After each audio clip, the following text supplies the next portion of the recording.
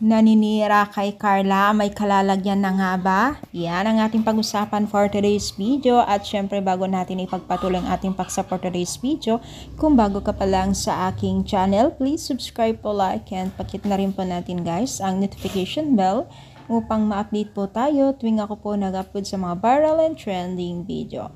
So alam niyo ba guys na itong si Kalingap o itong si Carla ay marami pong nagsasabi na may kalalagyanan daw ang naninira kay Carla, diba? So may mga ilan content creator talaga na tila nga daw talagang pinipilit na nagbubuo sila ng kwento para masiraan itong si Carla.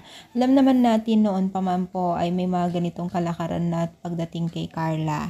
So pinipilit or sinasabi po ng mga tag-supporters ni Carla na kung pwede ay reklamo na yung naninira o patuloy naninira sa kanya, diba? So alam natin yan kung sino-sino mga yun, diba?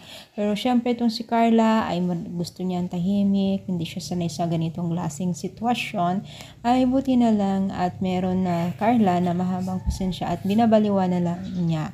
So noon kasi talagang nasasaktan talaga itong si Carla at hindi maipagkakaila na tumutulo minsan kanyang luha, no? Kaya minsan talagang nagkakaroon ng time na ganyan na inilalabas niya o bino-voice out din niya ang kanyang nararamdaman, which is tama lang din kasi syempre tao lang din tayo, 'di ba? Tao na nasasaktan, 'di ba? So sana tuloy-tuloy pa rin ang ating pag-pray o pagsuporta kay Carla dahil alam naman natin na hindi po talaga si Carla ay sanay sa ganito. Pero bless naman itong si Carla, 'di ba? So ano masasabi ninyo, i-comment down, pa-like po ang ating video. Thank you so much po. God bless po all.